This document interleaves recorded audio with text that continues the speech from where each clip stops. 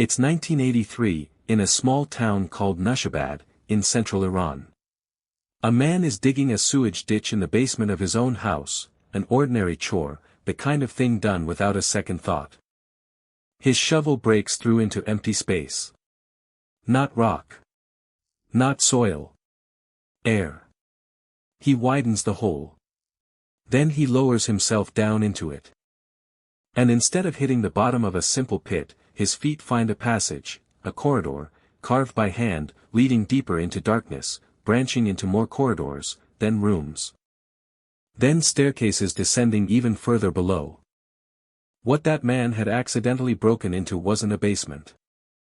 It was an entire buried city, 4 floors deep, built roughly 1,500 years ago, and completely unknown to anyone alive until the moment his shovel went through the wrong patch of dirt. That's the story of Iran, in miniature.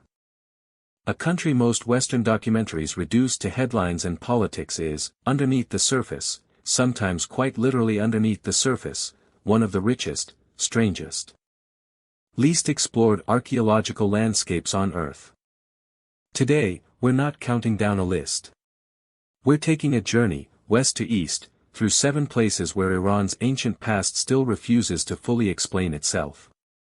We start exactly where that man's shovel broke through, Nashabad, known to its original builders as Ouee or Oe. Constructed sometime during the Sasanian Empire, between 224 and 651 AD, the underground city stretches across 3 to 4 levels, reaching depths of up to 18 meters below the surface.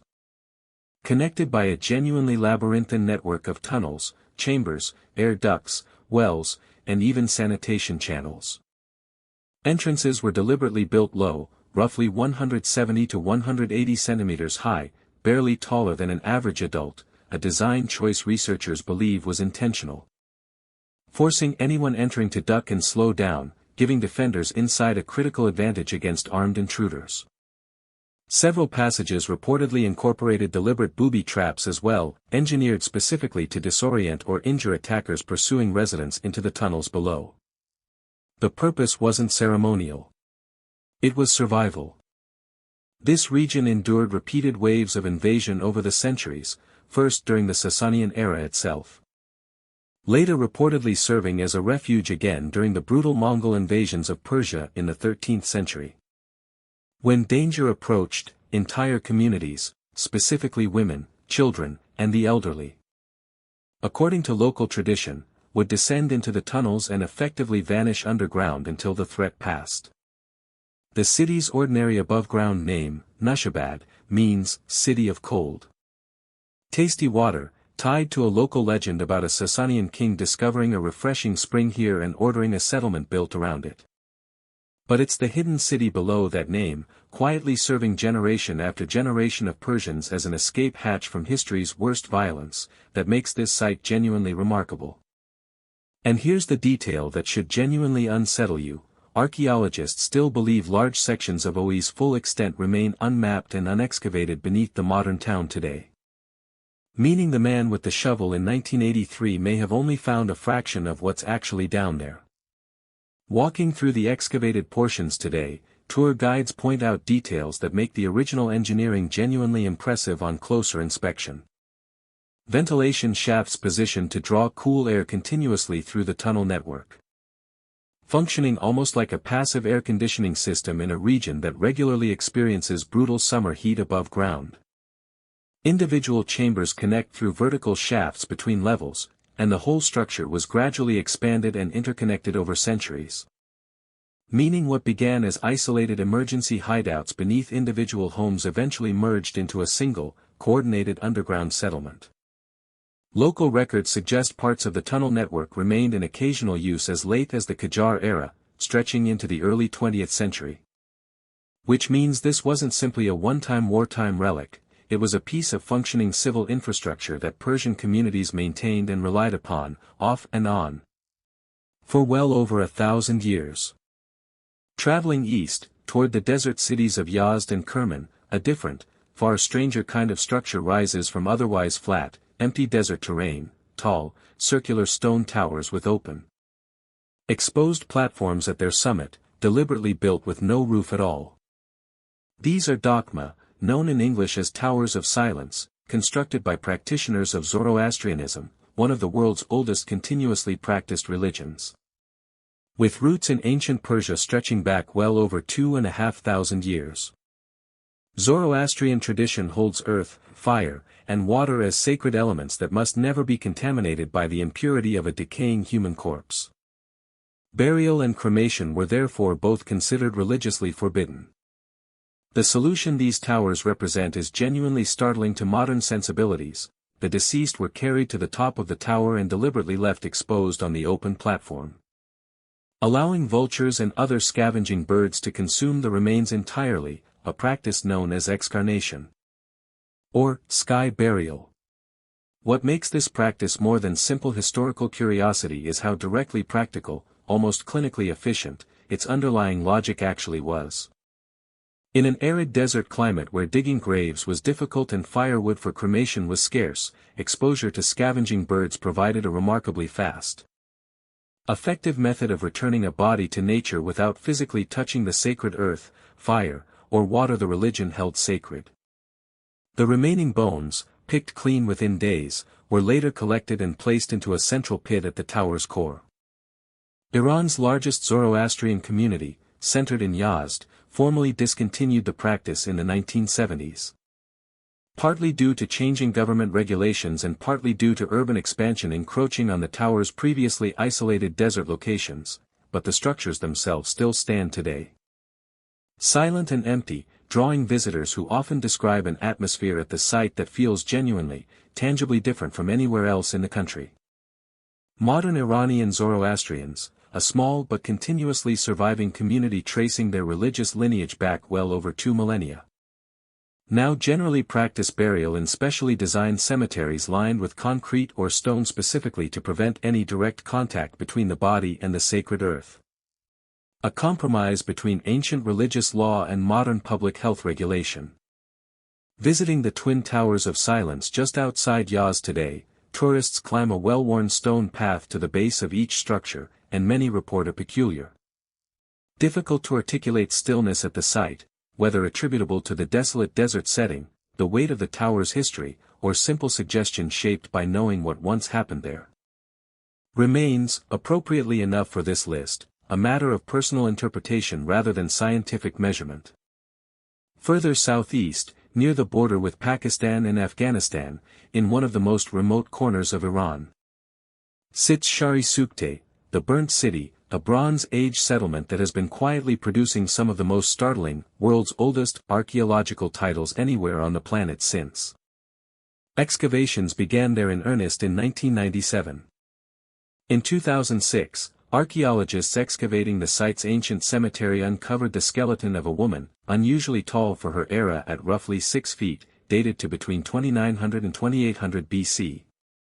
In her left eye socket sat something no one expected to find in a 4,800-year-old grave, an artificial eyeball, carefully hemispherical, crafted from a mixture of natural tar and animal fat. Its surface layered with a thin coating of gold and etched with impossibly fine capillary lines, less than half a millimeter thick, radiating outward from a central pupil to mimic the appearance of a real iris. Microscopic analysis of the surrounding eye socket revealed clear were patterns from the golden thread that once held the prosthetic in place, proof this wasn't a ceremonial burial object added after death, but a functioning prosthetic she genuinely wore, visibly, during her actual lifetime. The eye wasn't Shahr-i Sokhta's only startling discovery. Archaeologists also recovered a human skull showing clear, deliberate evidence of ancient cranial surgery, trepanation performed on a teenage girl, with bone regrowth around the surgical opening indicating she survived the procedure, evidence of surgical medical knowledge researchers hadn't expected from a settlement this old. And in a detail almost too whimsical for a site full of such heavy discoveries. Archaeologists recovered a small earthen goblet decorated around its circumference with 5 sequential images of a wild goat leaping toward a tree, a sequence researchers now widely credit as the earliest known example of animation in human history, predating any other comparable sequential visual storytelling by thousands of years. Taken together, advanced medicine, sophisticated prosthetics. An honest-to-goodness proto-animation, Shahr-i Sokhta presents a civilization far more technically and artistically advanced than its remote, dusty desert location would ever suggest. And researchers still can't fully explain exactly why the city was so suddenly, repeatedly burned and eventually abandoned altogether by around 1800 BC. What continues to draw serious ongoing research attention to Shahr-i Sokhta isn't any single artifact, remarkable as each one is, but the broader pattern they collectively reveal. This was a genuinely sophisticated Bronze Age society, engaged in extensive long-distance trade across the Iranian plateau and beyond. With an advanced water and sewage infrastructure using purpose-built clay piping, all thriving in a location that today sits among the most remote, least visited corners of the entire country. UNESCO added the site to its World Heritage List in 2014, citing it as compelling physical evidence of one of the world's earliest complex urban societies. And Iranian and international archaeological teams continue conducting seasonal excavations there. With researchers openly acknowledging that a meaningful percentage of the ancient city's full footprint remains completely unexcavated, buried beneath centuries of accumulated desert sand. North, toward the Caspian coast, a single brick tower rises an astonishing 53 meters above the flat plain near the town of Gonbad-e Qabus, for centuries. The tallest brick structure ever built anywhere in the world. Completed in 1006 AD as the tomb of a regional ruler named Qabus ibn Wushmajir, the tower's exterior is deceptively simple, a smooth, unornamented cylindrical shaft of fired brick. Ringed by 10 sharp, angular buttresses running its full height, tapering to a conical roof. Inside, the tomb is almost entirely empty, no elaborate chamber, no visible burial vault at ground level, which has puzzled visitors and researchers for centuries. According to enduring local legend, Qabus's body was never buried in the conventional sense at all. Instead, the story goes, his corpse was placed inside a glass coffin and suspended by chains from the interior of the tower's conical roof, left hanging in the tower's hollow core. High above the ground, a burial method with no clear precedent anywhere else in Islamic or Persian architectural history. Whether the glass coffin legend reflects genuine historical fact or has simply grown, embellished, across 1,000 years of retelling, no one has ever definitively confirmed. Because no burial chamber or coffin of any kind has ever actually been located inside the tower during modern archaeological survey. What is confirmed is stranger still in its own right. A foundation inscription carved into the tower states plainly that it was built specifically as Qabus's tomb, and yet the interior offers no physical evidence of a burial having ever taken place there at all.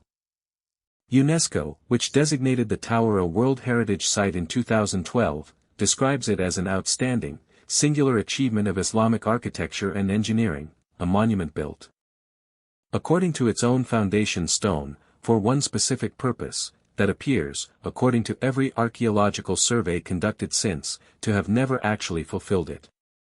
Deep in the rugged Alborz mountain range, reachable today only via a demanding, multi-hour hike up steep, exposed terrain, sit the crumbling ruins of Alamut Castle, a fortress whose 1,000-year-old reputation still shapes an entire word in the modern English language. Alamut served, beginning in 1090 AD, as the primary stronghold of the Nizari Ismailis, a esoteric Shia Islamic sect led by a figure named Shahr-i Sokhta, who established a network of fortified mountain strongholds across Persia and trained a dedicated corps of followers who carried out targeted political assassinations against rival leaders throughout the region for nearly 2 centuries. Medieval European travelers, encountering second-hand, heavily distorted accounts of this group, coined the term that would eventually enter English directly as assassin, derived, according to widely repeated medieval legend, from hashish, based on unverified claims that Shahr-i Sokhta drugged young recruits, showed them a hidden, lavishly decorated garden designed to resemble paradise, then convinced them that martyrdom during a mission would return them permanently to that same paradise forever. Modern historians treat the Hashishan Hidden Paradise Garden story with significant skepticism, generally regarding it as hostile medieval propaganda, likely originating from Marco Polo's own second-hand, unverified retelling.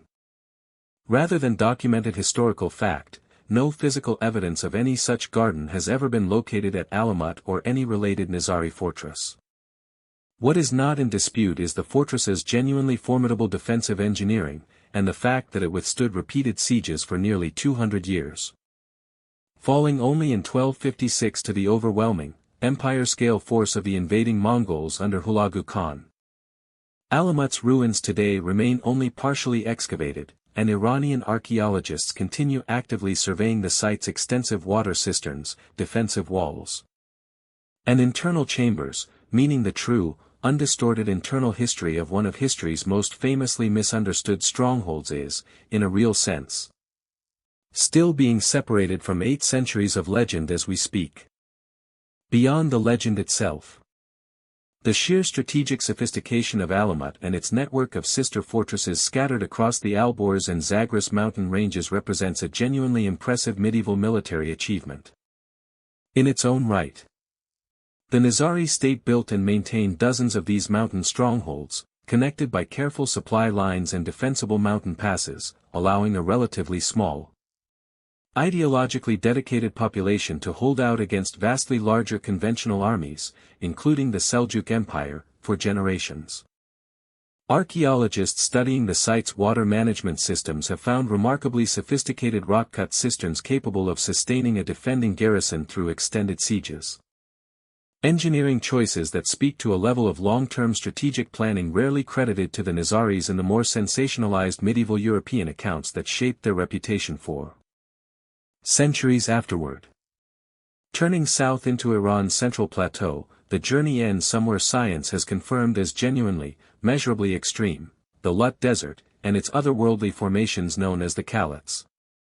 In 2005, satellite thermal imaging conducted by NASA recorded a ground surface temperature in the Lut Desert of 70.7 degrees Celsius, roughly 159 degrees Fahrenheit, the highest surface temperature ever measured anywhere on the planet's surface, confirming a tidal Lut has held across multiple subsequent satellite survey years since.